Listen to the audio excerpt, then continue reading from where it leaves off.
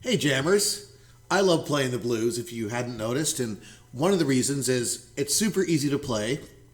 The other reason is when you play the blues, you feel happy. It makes you feel good. So let's dive in and learn how to get started on the blues for absolute beginners at the blues. First of all, there's 5,000 blues songs out there. Guess what? One chord progression. It's called the 12-bar blues. And once you learn that, you literally can play pretty much any blues song out there. Now, granted, they're in various keys, various grooves, all sorts of different like spice put into it. But basically, blues songs, quote unquote, are the 12-bar blues. Now, how this relates with your banjo is there's two halves of playing the blues. There's what we call rhythm and then what we call lead. So rhythm means strumming the chords that match the 12-bar blues form. And then lead is when you learn your blues scale, and then you can literally just run around the neck having fun being a rock star. So both of those areas are super fun, but what's most important to learn first is the rhythm, because then you can accompany anyone in a jam session or accompany your guitar playing friend while they shred. So for the right hand, we're just going to strum lightly down with the thumb pick. And it's nice to move your hand up toward the fingerboard in what we call the Y position. That's a better, softer sound as opposed to really bright. That's more of a lead tone. So your right hand is just doing this. The left hand is a little more tricky. Let's take a look at that. So first we're going to learn a G7 chord. You're going to put your ring finger at the 3rd fret on the 1st string. And then we're going to learn a fake C7 chord.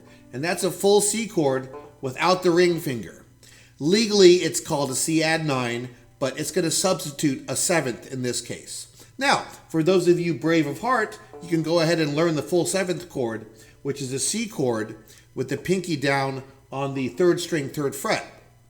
But please, don't let that get in the way of playing the blues. If this is kind of difficult, just go with my simple C7 or C add 9. Now, finally, we have the D7 chord, which is a piece of cake. Pointer finger on the 2nd string, 1st fret, and then middle finger on the 3rd string, 2nd fret.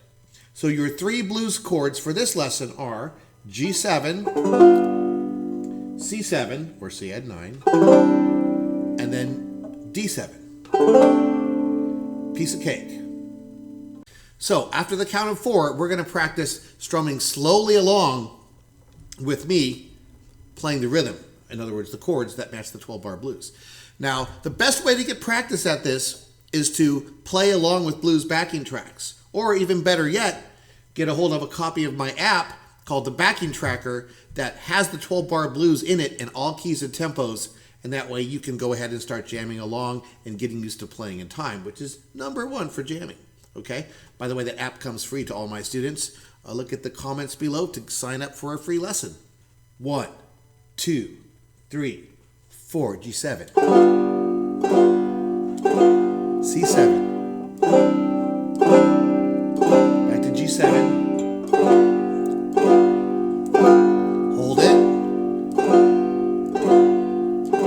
back to C7,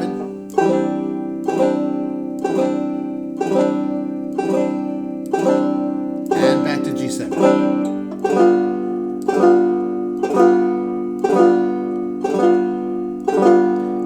D7 right here. Now just move your middle finger over to get the C, and then back to G7.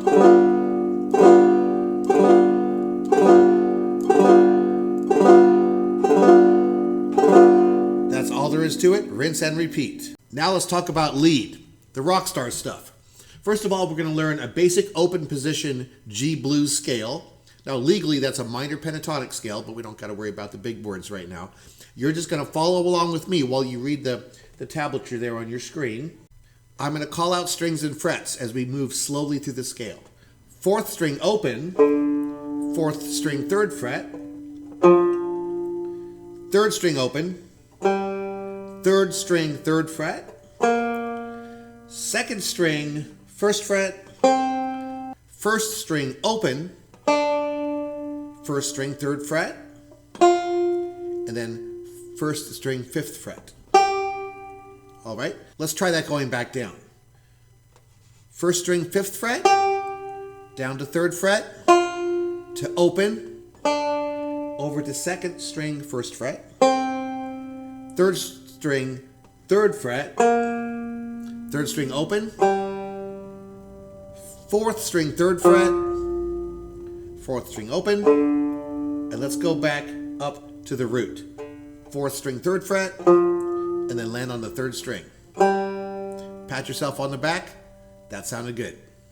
Now, after you've practiced that about 100 times and you can do it while you watch Netflix, yell at the dog, and drink a beer, then you want to learn how to make that scale turn into music. And this is the fun part, and you earned it. There's 2 things we employ to make our blues scale into scalding blues leads. The first is what I call the 3 R's. That stands for rest, repetition, and rhythm. Okay? So here's what that means. If I take my blues scale,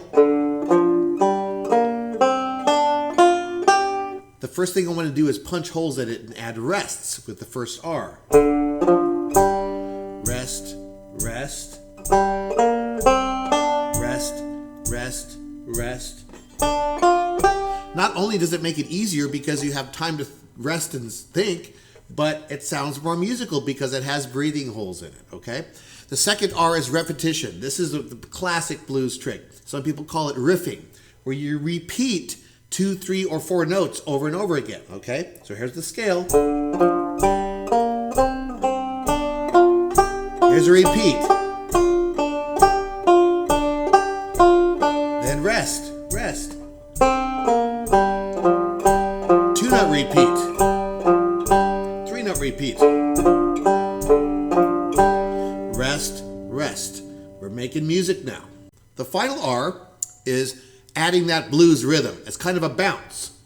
So here's this scale played straight without the rhythm. Now here we add rhythm.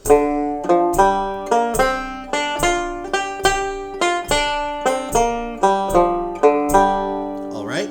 So now if we add the 3 R's and rhythm, this is the monster we get. Repeat. Rest, rest. Repeat. Rest, rest. Repeat. Rest, rest. Now we're cooking with Crisco. The second awesome blues technique that's going to transform your playing is called 3-phrase soloing. So in the 12-bar blues, basically we say something, we pretty much repeat it, and then we rhyme the 3rd time. If you play your scale like you're making up a lyric, you're going to sound way more musical.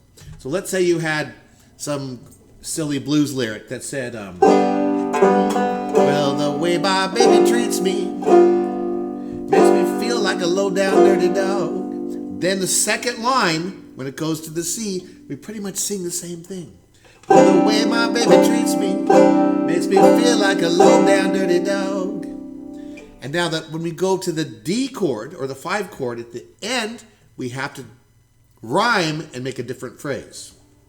She's got me drinking muddy water, sleeping in a hollow log. So if you apply that to your scale, then we get this.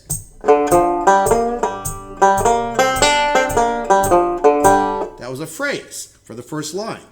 I let some rests go by. Then I pretty much do the same thing over the C chord. A little bit different, but pretty much the same phrase. Now I've got a rhyme, so it's going to be a new phrase.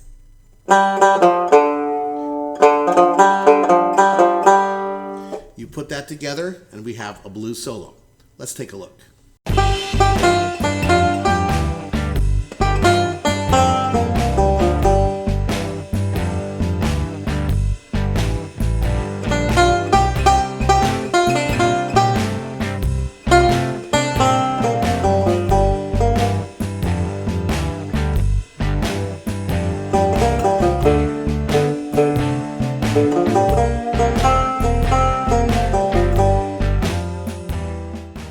Awesome, have fun with that. And if you like this mini lesson, make sure to click the comments below this video. I offer a free Zoom lesson with myself and lots of links to great material to get going as a blues player. Keep on jamming.